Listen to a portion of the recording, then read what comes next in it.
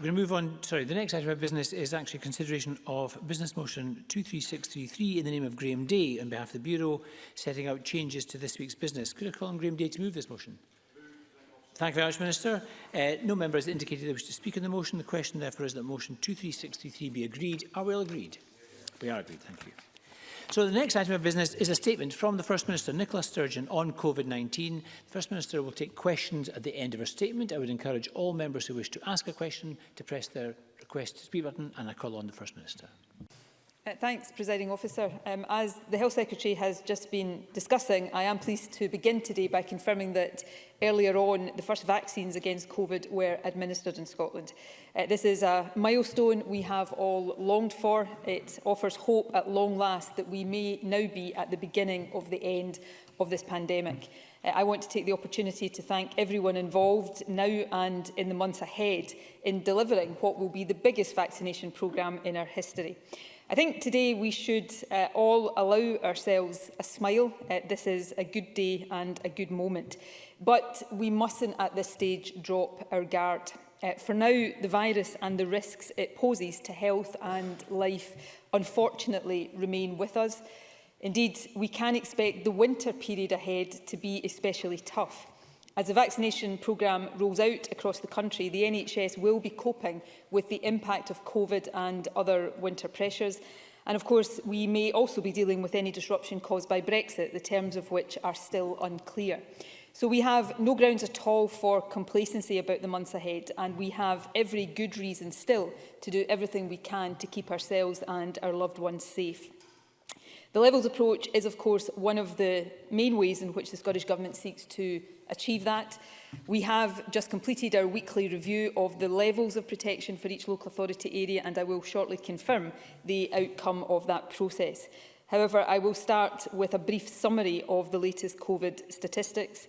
The total number of positive cases reported yesterday was 692.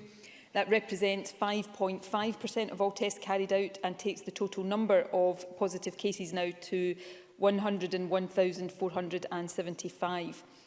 983 people are in hospital. That's an increase of 9 from yesterday, and 57 people are in intensive care, which is a decrease of 2 from yesterday.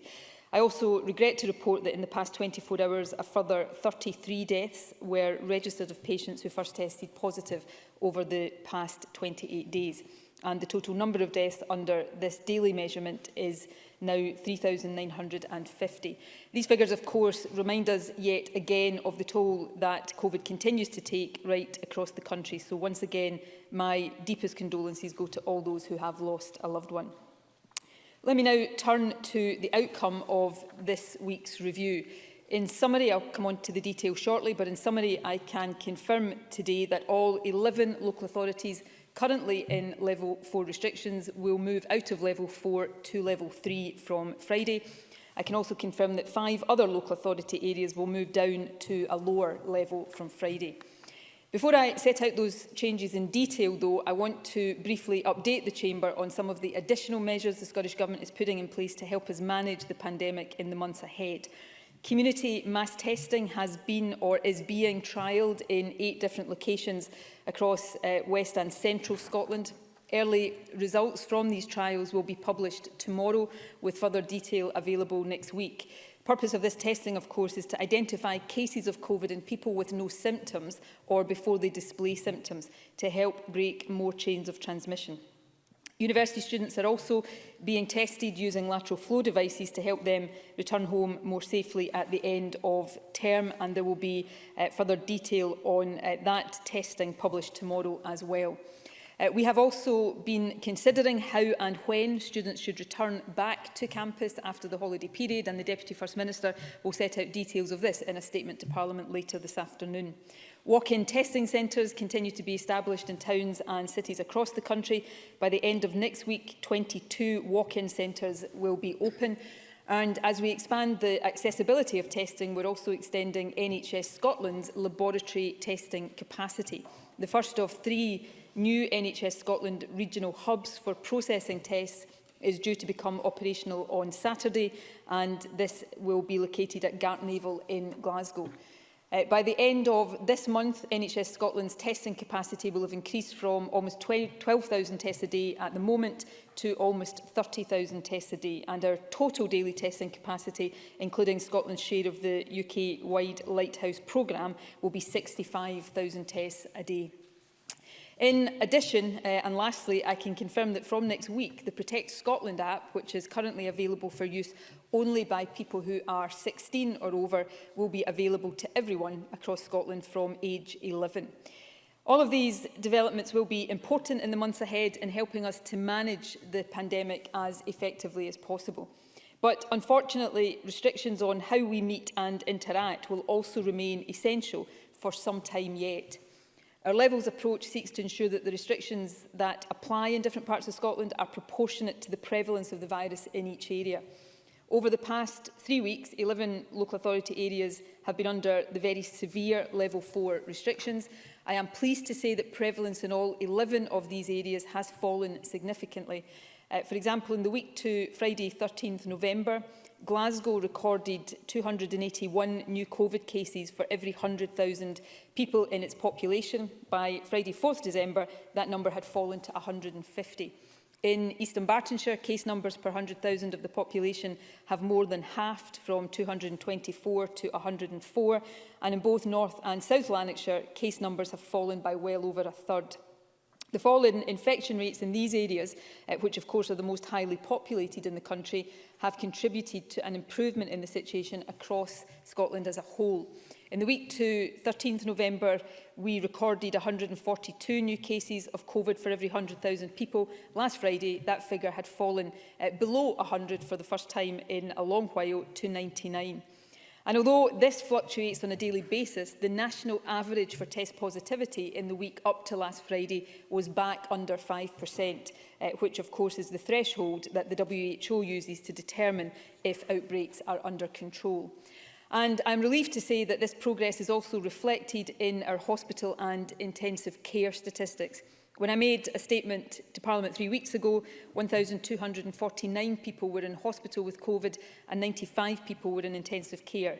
Now, as I have just reported, these figures are 983 and 57 respectively. All of this puts us in a much better position to cope with the inevitable difficulties of winter, and I want to thank people across the country for their compliance in recent weeks. However, this improved position, while positive, does not remove the need for a cautious approach. The risks and challenges of the next few months are clear, and that is why in reaching decisions today we've had to consider the potential overall impact of moving to a lower level of restrictions at the same time as the Christmas period begins in earnest. That has led us to a proportionate but still cautious set of conclusions, and let me turn now to the detail of those decisions. In doing so, I would remind the Chamber that all of them are informed by input from the National Incident Management Team, our senior clinical advisors, and an assessment of the 4 harms. Given the welcome decrease in rates of COVID across the Level 4 areas, I can therefore confirm that the City of Glasgow, Renfrewshire and East Renfrewshire, East and West Dunbartonshire, North and South Lanarkshire, East and South Ayrshire, Stirling and West Lothian will all exit Level 4 on Friday. We do hope to see case numbers in these areas continue to decline for another week or so as a result of the Level 4 restrictions. However, there's no doubt that the easing of restrictions that the exit from Level 4 involves will give the virus more opportunities to spread. In light of that, we have decided to take a cautious approach and apply Level 3 protections to all of these local authority areas for a period. We will observe the data carefully before determining in the weeks ahead if and when those 11 local authorities should move to Level 2. When we introduced Level 4 restrictions, we said they would be lifted at 6 p.m. on Friday 11th December. That remains the case with one exception. Retail premises which have been closed under Level 4 restrictions will be permitted to reopen from 6 a.m. on Friday. This is intended to help stores and shopping centres better manage the flow of customers after the period of closure. Presiding Officer, I would take this opportunity to appeal to everyone living in Level 4 areas to continue to exercise care and caution. As we know from our experience of COVID so far, progress can very, very easily go into reverse. So please continue to abide by the rules. That means in particular not visiting other people's houses. And as I will confirm later, travel restrictions will remain in place for the next period, so travel in and out of level 3 areas will still not be permitted. There are currently 10 local authorities in level 3, Angus, Clackmannanshire, Dundee, City of Edinburgh, Falkirk, Fife, Inverclyde, Midlothian, North Ayrshire and Perth and Kinross. 7 of these areas will remain in level 3. These are Clackmannanshire, Dundee, City of Edinburgh, Fife, Midlothian, North Ayrshire and Perth and Kinross. I want to make a particular brief mention of Clackmannanshire. Case numbers there have risen sharply in recent days, although its case positivity remains well below the national average. We are confident at this stage that the rise in case numbers can be attributed to the mass testing pilot that has been underway there. In other words, the issue is more cases being identified rather than a rise in transmission. Obviously, we will keep this under review, but we have decided that a change of level would not be merited at this point. However, I am pleased to say that there are 3 areas that will move down to level 2 from Friday. These are Inverclyde, Falkirk and Angus. All 3 have reduced and now have relatively low rates of transmission, although Falkirk's have increased very slightly in recent days, but it has not changed our judgment that all 3 meet the criteria for moving into level 2. We have also looked very carefully at whether Edinburgh should move to level 2 at this stage. Edinburgh is currently recording 68 cases per 100,000, which is below the Scotland-wide average. Its test positivity levels are also relatively low. However, cases in Edinburgh have risen slightly in recent days. There seems also to have been an increase in East Lothian and Midlothian. Also, the imminence of the Christmas period has had an impact on our thinking. A move to level 2 in Edinburgh would mean opening up significantly more services in our second biggest city in the 2 weeks before Christmas. That move would carry significant risk of increased transmission, and for that reason we want as much assurance as possible that the situation is as stable as possible before making that move. For that reason, and this has been a difficult decision, we have decided not to move Edinburgh to level 2 this week, but we will consider this again next week for both Edinburgh and Midlothian. At the moment, there are 6 local authorities at level 2, Aberdeen City, Aberdeenshire, Argyll and Bute, the Borders, Dumfries and Galloway and East Lothian. Both Dumfries and Galloway and the Scottish Borders have had consistently low levels of COVID for some weeks now. In Dumfries and Galloway, there were 23 cases per 100,000 in the last week, and in the Borders, 35. We have therefore concluded that both of these areas will move from level 2 to level 1 from 6 p.m. on Friday. I said in last week's statement that we were looking closely at both Aberdeen and Aberdeenshire following an increase in cases in both of those areas. In the last week, cases have fallen in both areas. Aberdeen has gone from 89 new cases per 100,000 to 74. Aberdeenshire's case numbers, by the same measure, have decreased from 95 to 80, and case positivity in both areas has also fallen and is at or slightly over 4%. For that reason, at this stage, we intend that both areas will remain at level 2. It is worth stressing, though, that cases haven't fallen in either area by as much as we would want to see.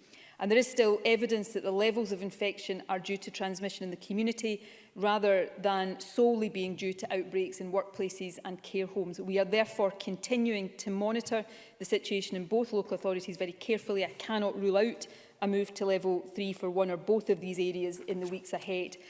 My message in both areas, as indeed it is for all parts of the country, is that the only way to stay at the current level and then possibly, hopefully, to move down further is to suppress the virus as effectively as possible. Both local authorities have assured us that they will continue to work with local public health teams to do that. The Scottish Government, of course, will do all we can to help, and it's also vital that local businesses and local communities continue to play a full part in those efforts. East Lothian and Argyll and Bute will also both remain at level 2 for now. It's worth mentioning that Argyll and Bute has also seen a very sharp rise in cases in recent days. However, we are confident at this stage that this reflects a large workplace outbreak and is not indicative of wider community transmission. But again, we will continue to monitor that situation carefully. And lastly, Presiding Officer, I can confirm that Highland, Moray, Orkney, Shetland and the Western Isles will all remain in level 1, and of course from Friday, the Borders and Dumfries and Galloway will also go to level 1. From Friday, there will also be a relatively small change to the rules for household gatherings on some islands in the Level 1 local authority areas. At the moment, the island local authorities, Orkney, Shetland and the Western Isles, are the only places in Scotland where it is permitted for 6 people from 2 households to meet in houses. From 6 p.m. on Friday, that will be extended to other inhabited islands in the Level 1 local authorities, with the exception of islands like Skye that are connected to mainland Scotland by road. However, those of us living in the rest of the country should continue to stay out of each other's houses. I know this is really tough, but it does remain the most effective way of stopping the virus spreading from one household to another. Presiding Officer, the overall result of today's changes is that 16 local authorities will move to a lower level of restrictions from Friday. The rest will remain at the same level. That is good news. It reflects the fact that the number of cases in Scotland has been falling in recent weeks. However, I know it involves real and continued difficulties for many businesses, particularly in the hospitality sector. I can therefore confirm that the Finance Secretary will be setting out tomorrow a further package of business support intended to provide additional help over the winter. We will also be considering in the next couple of weeks whether any changes to the content of different levels, particularly as they affect hospitality, can safely be made. And more generally, as I've said before, moving any area down a level is not a neutral act. Because it allows some restrictions to be lifted, it does present more opportunities for the virus to spread. So it therefore presents real risks. And so I would ask everyone, especially in those areas that are moving down a level, to continue to do everything they can to keep themselves and their loved ones safe. Be careful and cautious, follow all the rules that are in place, and still please try to limit your interactions with others as much as possible. It may be counterintuitive, but as restrictions ease, caution actually becomes more important, not less. Travel restrictions, which will remain in place, continue to be a vital part of keeping the country safe with a targeted and proportionate approach to restrictions. So nobody in a Level 3 area or until Friday a Level 4 area should travel outside their local authority area except for very specific purposes, and no one should travel into Level 3 or 4 areas unless for essential purposes too. I'm afraid that means, for example, that people from outside Glasgow must not travel to the city to do Christmas shopping when retail opens on Friday. Presiding Officer, today, the day when the first people have been vaccinated against this horrible virus, is a day and should be a day of optimism for all of us. But it marks, we hope, the beginning of the end of the pandemic. Unfortunately, the end is not quite with us yet. So all of us must continue to think about how we keep ourselves and each other safe in the meantime. Many of us in the weeks ahead will face choices about when and whether we meet friends indoors in a pub or cafe, and about how we celebrate Christmas. Some people will decide that their well-being or the well-being of someone they love is best served by meeting indoors. I understand that. It's why the rules over the Christmas period recognise this inevitability and give advice on how to stay as safe as possible. But some of us will decide to take other options, for example, by seeing loved ones outdoors or postponing a family Christmas gathering until the spring or summer of next year. There is a beautiful statement by the Irish poet Seamus Heaney that was much quoted in the early days of the pandemic that I think sums up the situation we are in now extremely well. If we winter this one out, we can summer anywhere. That's a sentiment, I suspect, that resonates with many of us more strongly now than at any previous time in the pandemic. The route back to something much closer to normal life is clearer and closer now than at any time since March, and we are all looking forward to reaching that point. But we are not quite there yet, and so our priority must be on doing everything we can to ensure that when we do reach that point, all of our loved ones are there with us. That means taking extra care to stay safe now, so please continue to be very cautious in the weeks ahead. All of us should be thinking about how we can avoid creating opportunities for the virus to jump from one household to another. We must all continue to stick to the current rules and guidance. Unless you live on an island which has no road connection to the mainland and is in a Level 1 area, you should not meet in someone else's home. If you meet outdoors or in public indoor places, please stick to the limit of 6 people from a maximum of 2 households. Stick to the travel restrictions I've just outlined, and remember, finally, facts, the 5 rules which will help keep all of us safe in our day-to-day lives. Wear face coverings, avoid crowded places, clean hands and surfaces, keep 2 metres distance and self-isolate and get tested if you have symptoms. Sticking to these rules continues to be the way in which we can protect our NHS and help our health and care workers. It's how we look after ourselves and our loved ones, and it is how we will get through the weeks and months ahead as we look ahead to the spring and the better times that definitely do lie ahead. Thank you. Thank you, First Minister. First Minister will now take questions. Ruth Davidson. Thank you, Presiding Officer. News today of 90-year-old Margaret Keenan becoming the very first person to receive their COVID-19 vaccine is good news for us all, and it marks the first step on the road to our national recovery. And it does feel like a big step forward. And coupled with news today that 11 local authorities in Scotland under the most severe restrictions will see them loosened, there is a real sense of light at the end of the tunnel. However, we must be cautious.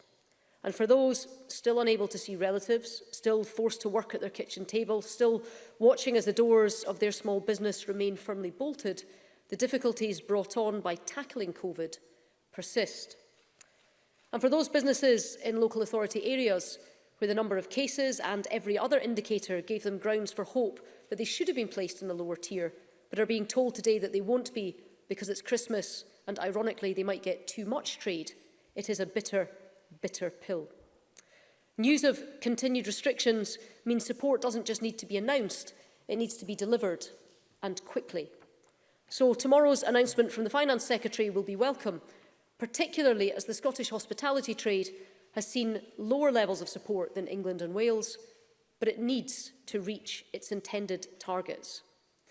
For example, 3 weeks ago, the First Minister unveiled a £30 million discretionary fund to help those that had fallen through the cracks of COVID support, such as taxi drivers and people in the supply chain who themselves hadn't been forced to shut, but whose business had dried up due to other closures. This fund was to be administered by local authorities and would consider applications from across the piece. Fast forward to last week, and the First Minister repeated to the Chamber that this fund would see money flow in the very near future, and she went on to confirm that councils had signed off how the money would be split up last month. But as of today, local authorities still haven't received the funds and aren't able to open applications. This fund is designed to help those who don't qualify for other grants and who are on their knees. And they are watching the clock tick down, aware that shortly many council workers will be going on their Christmas leave with the processing time reduced. The First Minister announced this fund 3 weeks ago with a promise to get it up and running soon. So is she now able to give hard-pressed taxi drivers and supply chain workers a date of when her government will release the funds to local authorities and when they can start applying for this support? First Minister.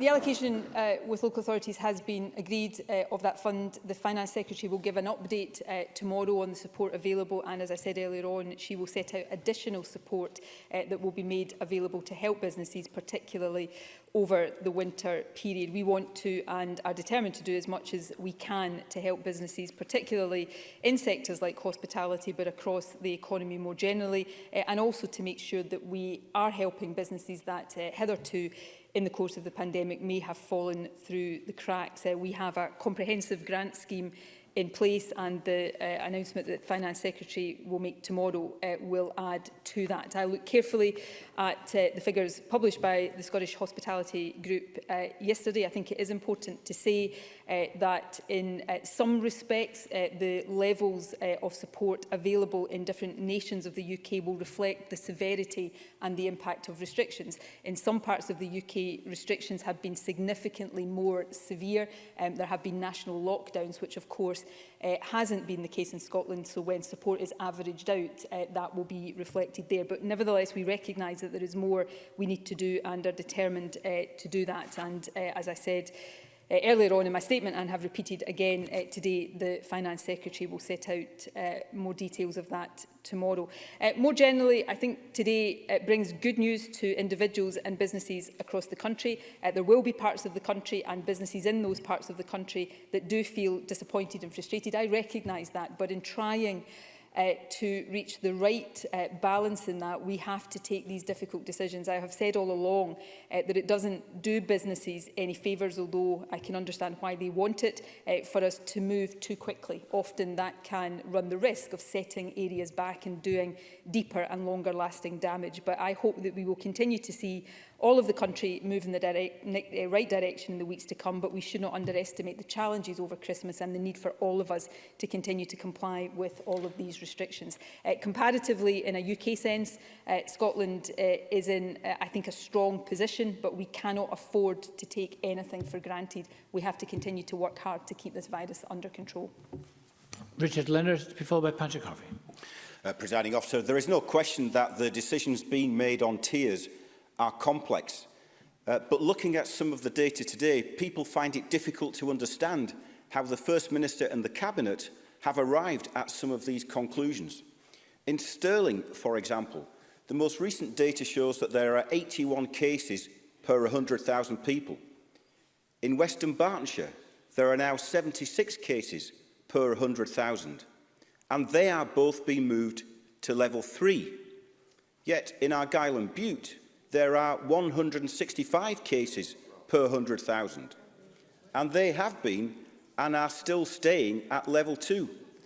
And why is Edinburgh staying at level 3 when the data clearly shows that the infection is under greater control in the city of Edinburgh than in other parts of the country? So people want the evidence. Public cooperation during this pandemic operates on the basis of public trust and confidence. And I have to say to the First Minister that this was not helped by the confusion generated by the Cabinet Secretary for Health at the weekend, confusion for businesses, workers and communities about whether or not the level 4 restrictions will end on Friday. So, can the First Minister give us a clear assurance today in Parliament that there will be no last-minute Midlothian-style U-turns later this week, and that businesses, workers and communities, especially those in all Tier 4 areas, can today all plan for an easing of the lockdown on Friday? First Minister. I know Richard Leonard's perfect when it comes to his public communications, but the rest of us are mere mortals in these matters.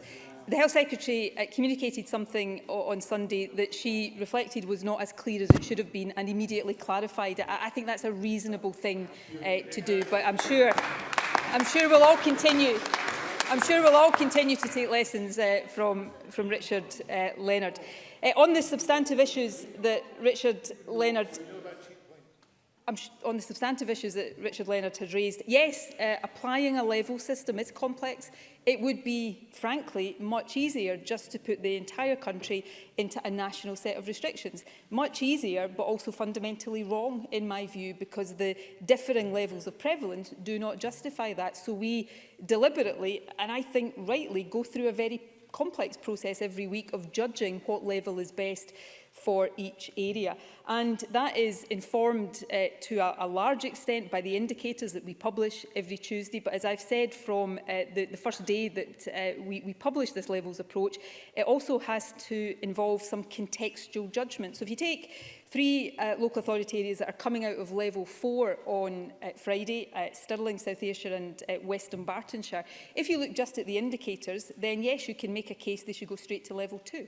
Actually, I think that would be an overly risky thing to do at this moment in time, to take an area directly from level 4 to level 2. The easing up could very quickly send these areas into reverse. And therefore, I think it's better, steadier and probably in the longer term interest of these areas to take them more steadily down the level. So these are the judgments we make, and people can decide whether or not they agree with these, but they are judgments that are being made for the best possible reasons, trying to get areas to the best possible outcomes. And Argyll and Bute, I've gone into this in my statement. If you again look on the face of it, Argyll and Bute has had a very, very sharp increase in cases, but we know there is one very big, significant, Jackie Bailey will be well aware of it, workplace outbreak in Argyll and Bute. And that is what lies behind the figures, not wider community transmission. So if we were to take Argyll and Bute up a level for that reason, we would be putting the wider population under levels of restrictions that are not merited, because we know exactly what lies behind those figures. So these actually are the complex decisions we are taking to try to make sure that what results from those decisions is proportionate and as targeted as possible. And we'll continue to take those decisions to the best of our ability. I understand in particular the frustration that the City of Edinburgh will feel. The Cabinet agonised over a couple of these decisions, Aberdeen and Aberdeenshire this morning, and also the City of Edinburgh. But there has been a rise in cases in recent days. There is if you look at the breakdown of today's cases, the number in Lothian, I think from memory, is second only to Glasgow today. So again, there is just a need for some caution there. The last thing we want to do, and all governments right now are struggling with these decisions, but we see in some parts of the UK cases starting to rise again. That may happen in Scotland over the next few weeks as we ease up. We cannot guarantee it won't. But to try to mitigate against that is why we are taking a cautious approach. And lastly, on Richard Leonard's characterisations of last-minute U-turns, I just need to remind him again, we are dealing with an infectious and unpredictable virus. All of these areas will come out of level 4 on Friday. But we have to remain flexible in the face of this virus. If I stood here right now and said, no matter what happens with the trajectory of this virus, we will not change any of our decisions, then people across Scotland should take a very, very dim view of that, because I wouldn't be doing my job properly in trying to keep the country as safe as I possibly can. I call Patrick Harvey, who joins us remotely, to be followed by Willie Rennie. Patrick Harvey. Thank you, Presiding Officer. Obviously, any reduction in the prevalence of this virus is to be welcomed, but it's clear that the reduction we've seen over the weeks when Glasgow and other parts of the country have been in level 4 is nothing close to the level of suppression that we saw during the summer. So it remains unclear to me whether alternative approaches that the government is being advised about would achieve that more significant level of suppression. And the First Minister has said there is a risk that cases will rise again, and she knows that education is one of our areas of concern there. Elsewhere in the UK, it's just been announced that schools will be allowed to close early, specifically in order that no teacher will be contact traced on Christmas Eve or Christmas Day. Doesn't the First Minister agree that this is a reasonable protection for teachers to be able to expect to ensure that they can have the break that they need and deserve? First Minister. On the first part of Patrick Harvey's question, it is a simple fact that a very, very severe lockdown will suppress levels of the virus more and faster than less severe restrictions will. But the more severe a lockdown, the greater the harms in other areas as well. And that is harms to the economy, harms to education and to social well-being and isolation. So these are balances that we have to try to strike. We think we have been analysing our levels system generally. We think that overall, the level system are reasonably effective, but we will be reviewing the fine detail of these over the next couple of weeks. We think, for example, there may be a differential effect in the impact of the levels between urban and rural areas, and the same level of restrictions may not have the same impact in an urban area as they will in a rural area. We're also looking at whether the restrictions on hospitality could be modified in any way to get the same effect while making things easier for hospitality, changing the hours of restriction, allowing alcohol at other times of day. So we continue to try to suppress this virus in as proportionate a way as possible, because I think everybody accepts that we cannot live indefinitely under the kind of lockdown restrictions that we were under earlier this year. In terms of prevalence of the virus, in terms of confirmed cases, we have the lowest level in the UK right now, which again doesn't give me any room or grounds for complacency, but suggests that the measures we have been taking thus far have had an impact. The challenge now and the priority now is to ensure that that continues to be the case. The Deputy First Minister set out last week the reasons for the decisions around the school holidays. Again, like all of these decisions, these are finely balanced. Arrangements are in place to take the burden of contact tracing off of teaching staff, head teachers in those final days of term, and the Deputy First Minister will set out more details of that in due course. Thank you. Willie Rennie, to be followed by Maureen Watt. Can I first thank the brilliant scientists who've made this vaccine? Science may be expensive year in, year out, but it's at times like this that I think we truly value the work that these brilliant people do.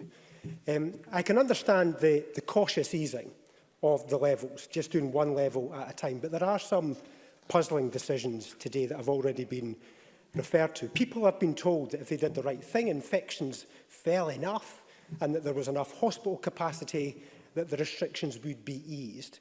But several councils have lower infections but are stuck in higher levels. So Midlothian, which has already been talked about, Edinburgh, which there's been an explanation provided for, Perth and Cross, and Fife have been consistently in level 2 indicators, consistently at those levels, but they're stuck in the higher levels of restrictions.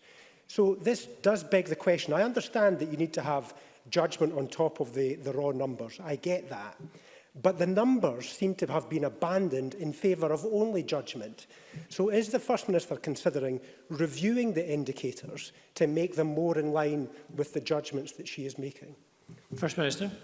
I think any genuine, reasonable look across every local authority areas with the greatest of respect would show that the indicators have not been abandoned. Yes, as we will review the content of the levels, we will also be looking at the indicators to make sure we are learning from the weeks that this level approach has been in place and to see whether any modifications are necessary. And that's a process that will be underway into and over the Christmas period. So I think that is a legitimate question to pose. On the local authority areas that Willie Rennie talks about, if you take Midlothian, for example, in the 7 days, the most recent 7 days, cases in Midlothian have actually increased by 16%. And the test positivity has gone up by 1.3%, which again just cautions us against taking Midlothian down a level.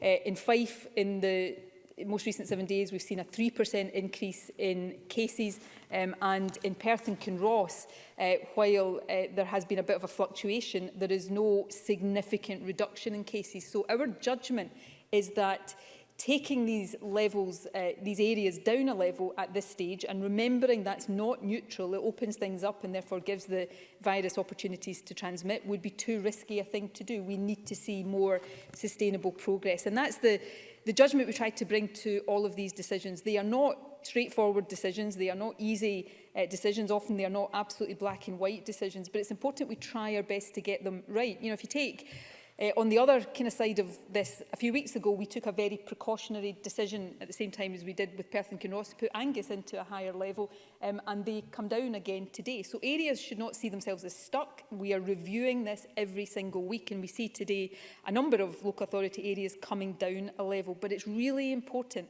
that we try to get those decisions as right as possible, because the last thing we want to do is take an area down prematurely and then have to put it back up again almost immediately because we trigger an increase in cases because their position was not sustainable enough to allow that to happen. So it would be, as I said to Richard Leonard, it would be much easier just to apply a blanket set of restrictions across the country, but it wouldn't be right. And that's why this, albeit more complex system, I think is the better one to have. Maureen Watt, to be followed by Donald Cameron. Thank you, Presiding Officer. The First Minister has thankfully indicated that Aberdeen City and Aberdeenshire have avoided moving into level 3. But can the First Minister advise what commitments the local City Council has given to work to bring the virus down? What encouragement has been given to them to be more proactive in taking steps to drive down the virus, including reminding people that they should be working from home, should not be car sharing, should not be meeting in others' homes, and ensuring that local environmental health officers must be deployed to ensure that this is the case? First Minister. The local authority has indicated that working in very close partnership with the local Director of Public Health and other local agencies, they will be intensifying their focus on priority areas, notably transport, particularly car sharing, ensuring compliance with restrictions and guidance in workplace and retail settings, and stepping up public communication. And I think that's welcome and important. I've said before, you know, this virus is nobody's fault. It's not the case that because it's gone down in one area and up in another, it means that people are doing things wrong. But it is a reminder that getting levels of the virus down takes real concerted effort and takes real local leadership. And I want to pay tribute to local authorities across the country for the leadership that they are showing. We have been worried and still are concerned about Aberdeen and Aberdeenshire. Cases, there appears to be a sort of backward a background increase in community transmission. We did think very carefully about putting them to level 3 this week, but because there has been a slight decline in recent days, we have decided to give more time for the local authorities to work with the public health experts locally to try to stem that increase more sustainably, and I hope we will see that progress in the weeks ahead. Donald Cameron, to be followed by Tom Arthur. Thank you. I listened carefully to how the First Minister distinguished between inhabited islands on the one hand and mainland areas on the other in relation to household mixing in some level 1 local authorities. Has the Scottish Government considered making the same distinction in terms of Argyll and Bute, which remains in level 2 for the reasons she gave, but also contains many inhabited islands, and where some island communities feel strongly they are in too high a level? First Minister. Yes, we have, and I can assure the member that there is a voice in the government that raises these points very regularly on behalf of Argyll and Bute. It's a serious and very legitimate point. I think we did consider that for this week's review. I think given the situation in Argyll and Bute, which, as I've said, because we are confident it's a workplace outbreak and is not wider community transmission, meant that we didn't think it right to put it up a level. We also thought that that higher level of cases just for this week merited not opening up any more. But we will keep this under review in the weeks to come. Thank you. Tom Arthur, to be followed by Jackie Bailey.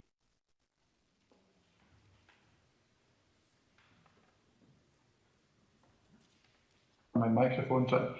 Thank you, Presiding Officer. Well, confirmation that Renfrewshire and East Renfrewshire will move to level 3 on Friday is welcome.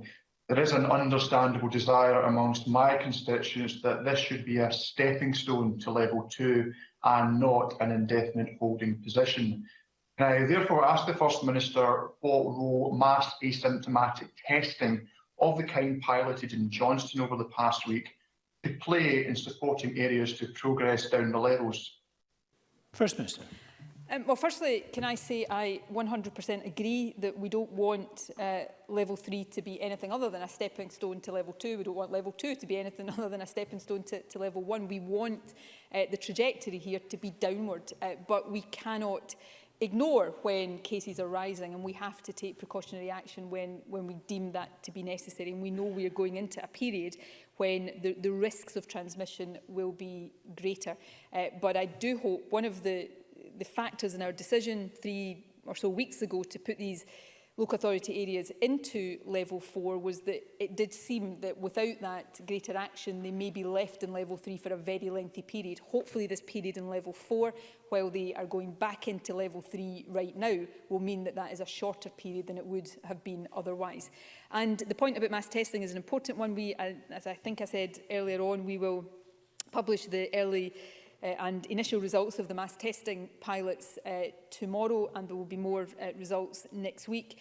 The early indications there is that that has picked up cases of the virus that would not have been identified before, so we can break those chains of transmission. So it's not the whole answer to getting cases down in high prevalence areas, but I do think it offers us another tool in the toolbox that will make a big difference, particularly to areas like Renfrewshire. Thank you, Jackie Bailey. To be followed by Annabel Ewing. And I welcome the decline in number of new cases and the lower positivity rate in Western Bartonshire, now lower than the Scottish average, and hope that it will not be long before it moves to level 2 from level 3 at the next review. But there is a spike in Helensburgh and Lomond, part of Argyll and Bute, and measures are being taken to control this. But what remains troubling for my constituents is that large numbers of people are travelling between level 3 and 4 areas across the central belt to level 2 areas like Helensburgh to eat, drink and shop. Can I ask the First Minister what additional measures can be taken to discourage that travelling between areas? I agree with Jackie Bailey that this is a big issue, which is why I was surprised and disappointed that she and her Labour colleagues, or her Labour colleagues, I'm not sure if she did, voted against the travel restrictions when we debated these in Parliament a couple of weeks ago. These are difficult, but they're an essential part of trying to stem the flow from high to low prevalence areas. I think there are concerns in many parts of the country that people may be travelling. I will raise the particular issue with the Chief Constable and make sure that Police Scotland are aware of that. Of course, it is operationally for them to decide how to police these travel restrictions. A number of fixed penalty notices have been issued, but I would appeal to people again, particularly as some levels, some areas come down a level, to remember that the travel restrictions are a vital part of us being able to maintain this targeted approach across the country. Annabel Ewing, to be followed by Jamie Halker-Johnson. Thank you, Presiding Officer. As Fife is to remain in level 3, I look forward indeed to the statement from the Finance Secretary tomorrow in terms of what further additional support may be available to businesses, as it will be much needed. And as the MSP for Cowdenbeath constituency, I know that businesses will also be keen to know what they can expect in terms of possible changes in the weeks ahead. And therefore, could the First Minister clarify what the intention is with regard to the weekly review processes? That is to say, when will the last one take place in advance of Christmas, and when will the first one likely take place after Christmas? First Minister. I think this is a really important question that Annabel Ewing raises, and I will give our assumption at the moment, our planning assumption. But before I do that, can I just again say I'm very, very reluctant to give 100% certainty around anything like this, because this virus is not going to take Christmas off. So it is possible we will see developments in parts of the country that necessitates action over the Christmas period. I cannot rule that out, and I think it's important to be frank about that. But subject to that caveat, it would be our intention that the decisions we take a week today, on the 15th of December, and the levels that we announced as part of that, we would seek to maintain those over the Christmas and New Year period, obviously with the temporary relaxation that we announced a couple of weeks ago for the Christmas period from the 23rd to the 27th of December, and that what we announce next week will, barring any of the unforeseen developments that I spoke about earlier on, continue until the first Cabinet of 2021, which will be on the 5th of January, and then we would have another review then. So I hope that we will have that period of stability from the 15th of December through to the 5th of January, but of course we have to be prepared to act should the picture say that that is necessary. Jamie Halker-Johnson, to be followed by Bruce Crawford. The First Minister will be well aware of the real pressure on Scotland's important tourism sector and the frustration that support available from the Scottish Government has so far been inadequate, with many operators struggling just to stay afloat. And even with the rollout of the vaccine, there is real concern for the next few months and little confidence amongst some operators and others that the next summer season will bring much better. So can the First Minister offer any encouragement to our important tourism sector that a government does recognise that it will need support up to and possibly through next summer, and that their concerns will be addressed in the Finance Secretary's statement tomorrow? First Minister. Yes and yes are my answers to that. Firstly, yes, we recognise that the tourism sector is going to need support for a significant period of time, up to and including next summer, and perhaps after that as well, as it recovers from what has been a deeply damaging and traumatic period for them. The Cabinet, I think, last Tuesday discussed the outcome of the Tourism Task Force and the recommendations there, and some of those deliberations will feature in the Finance Secretary's announcement tomorrow, which will set out further support from the tourism sector in the short term, but of course we recognise that that obligation and responsibility will be there for the longer term as well. Thank you. Bruce Crawford, to be followed by Pauline McNeill. Thank you, President Officer. First Minister, will you firstly join with me in recognising the sacrifices that citizens and businesses in the Stirling Council area have made to ensure a reduction in levels of infection? The First Minister also agree that while this reduction is welcome, further progress is still required. And while it's good news for non-essential shopping that Stirling is moving into Tier 3, long-suffering hospitality businesses still face operating restrictions. Can the First Minister therefore please tell me what conditions were required to be met to enable Stirling to enter into level 2, and how soon will the Government review again the situation in this regard? First Minister. Well, yes, I would join with Bruce Crawford in paying tribute to people across Stirling and indeed across the whole of the country for the sacrifices that have been made now for several months. Every day I stand and announce decisions that are difficult for people, and I don't want anybody to think that we don't fully appreciate and understand the degree of sacrifice and difficulty that people have faced and continue to face. And I can probably never find the words to thank people enough for everything that they are doing to try to help us suppress this virus. Progress in Stirling has been encouraging, but we do understand, and I've indicated this already today more generally, that the situation leads to continued difficulties for businesses, particularly in hospitality. So in addition to the Strategic Framework Business Support Fund that's already been rolled out, the Finance Secretary has been developing an additional package of tailored support for a range of specific sectors, and as I've indicated, she will set that out shortly.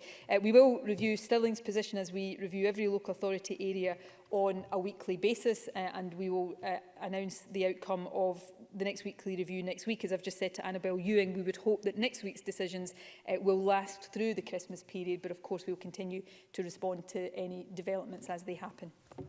Thank you. Polly McNeill, to be followed by Rona Mackay. Presiding Officer, Glaswegians will welcome any progress to move down the levels. And I note that the First Minister has said today that retail can open from 6 AM on Friday, although I think that's news to them, but I'm sure that will be welcome. Does the First Minister agree that it is a harsh moment for Glasgow's retail sector if those outside Glasgow are unable to come to Glasgow to shop? Will the First Minister recognise, and I'm sure that she does, that Glasgow does depend on shoppers and trade outside the city? And given that, would the First Minister consider that her and her ministers should begin to engage with Glasgow politicians and Glasgow businesses to discuss a plan so that we can prevent lasting damage to Glasgow's economy?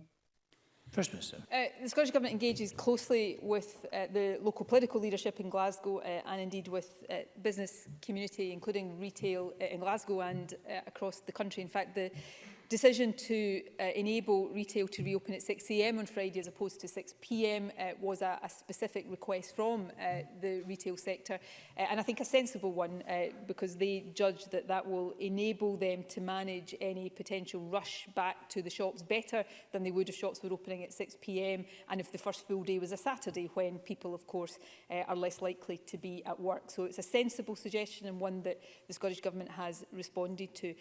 I know how devastating the impact of this is on every part of the country, but particularly in areas in a retail sense, areas like Glasgow. Glasgow is my home. I know how much the city centre, the retail sector there matters to the health of the city. It is simply would not be sensible to encourage or allow people from all over the country to come to shop in Glasgow in the run-up to Christmas. I, as I'm sure many people did, saw scenes from certain London shopping streets at the weekend with crowds of people that I certainly hope we will not see replicated, and that's why we've got to manage this carefully. But we will continue to discuss with local leadership in all council areas and with local businesses about how we make sure there is support there, not just in the immediate term, but as we go into the recovery phase as well. Thank you. Rona Mackay, to be followed by Annie Wells.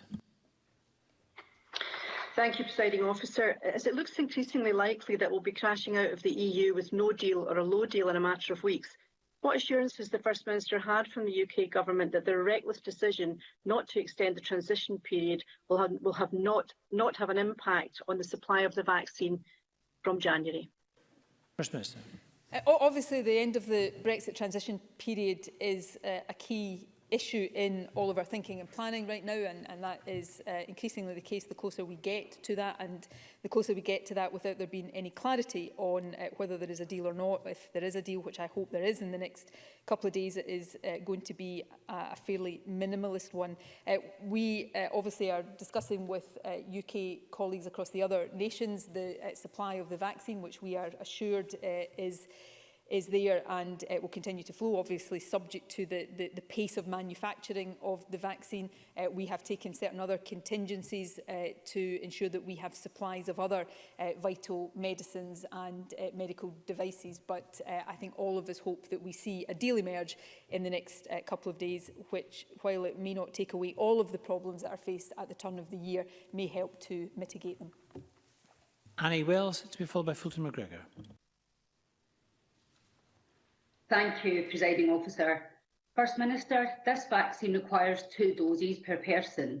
How will people be told the appointment of the second bolster COVID-19 vaccine after they've received their first?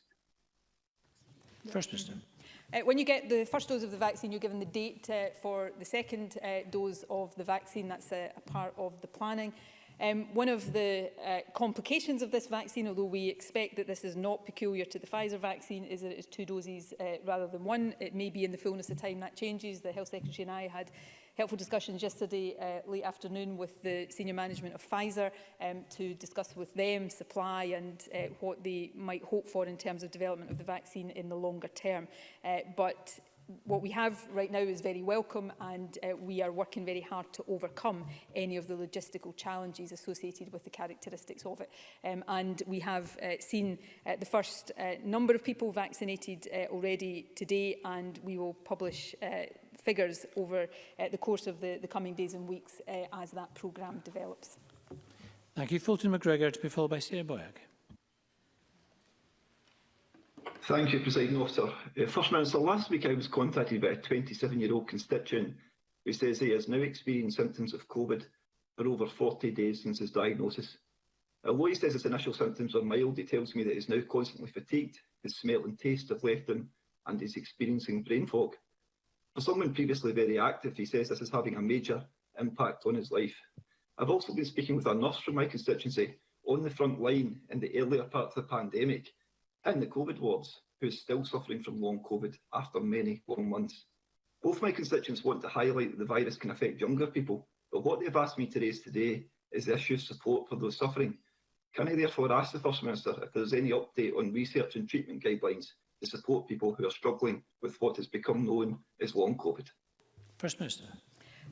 This is a really important issue, and I think it is a reminder that this virus doesn't just affect older people, and it doesn't just result in particularly some vulnerable people in them losing their lives. This virus can affect younger people and on a long-term basis. And we don't yet fully understand the issues and the factors behind what has become known as long COVID, but it's something that we all need to address in the months to come. The NHS already delivers care tailored to the needs of people who are experiencing long COVID across a range of different specialisms. We're also working with SIGN, NICE and the Royal College of GPs in developing a clinical guideline on the persistent effects of COVID that will be published shortly, and that will support clinicians to better identify symptoms and then any treatments that people need and might benefit from. Additionally to that, we've launched a call for research to improve understanding of the longer term effects of COVID on physical and mental health and well-being, and thereafter we'll develop clinical interventions to better support recovery and rehabilitation. So this is an area where we all need to understand more, but there is no doubt much will need to be done to address these impacts. Sarah Boyack, to be followed by John Mason. First Minister, can I share my concern about the handling of the decision regarding Edinburgh and the uncertainties it's caused for businesses? And can I ask her to comment on reducing the source of virus transmission in the city? Car sharing was identified by Jason Leach yesterday, so can she therefore highlight the advice on car use, and in particular, what the advice is for employers who still expect staff to share vehicles, even when staff are concerned about their personal safety? First Minister. We advise against car sharing whenever possible. Obviously, there will be circumstances where it is necessary and essential, as is the case for travelling from one part of the country to another, but we advise against it. And we would say to all employers that they should be very sensitive to the concerns of their staff. If staff have concerns about anything they're being asked to do in their workplace, particularly if they are workers with health conditions or worries in that sense, then to try to come to agreements there. There are a whole range of ways in which this virus transmits, but to put it simply, it transmits when people come together, and therefore, hard though it is, and it has been the hardest part of all of this, what we have to do to get levels of the virus down is to reduce the circumstances in which people are coming together, and obviously the enclosed spaces of cars and vehicles is one where the virus may well take the opportunities to spread. And John Mason. Thank you very much. I very much welcome the fact that Glasgow is moving to level 3. I mean, if the worst came to the worst, would it be possible that Glasgow could go back to level 4 again? First Minister. I can't rule out Glasgow or any part of the country having to go to level 4 for the first time or again. I would dearly love to be able to stand here and do that, but I can't. What I do know is if all of us continue to follow the rules and the guidance, or if all of us do the really difficult things of staying out of the houses of our friends and loved ones, if we make sure we abide by the travel restrictions, if we just reduce our interactions with other people as much as possible, make sure we don't go, particularly when retail opens in Glasgow again on Friday, if we don't go into crowded places, then all of us collectively can try to mitigate and reduce the risk of Glasgow or any other part of Scotland going back into level 4. You know, we're making real progress just now, and I don't want that to be lost in these discussions today. When I stood here 3 weeks ago, we were really worried that these levels of infection were just not coming down in areas like Glasgow. They have come down significantly. That's down to the sacrifices of so many people across the country, but we need to stick with it. Today's an optimistic day, but we're not out of this yet. And the more we stick with it, the fewer people will get this virus, the fewer people will die of this virus, and the more of us will come out the other end of it, hopefully sooner rather than later. Thank you, and apologise to those members I couldn't call, but we have to move on to the next item of business. There'll be a short pause while members and ministers change seats.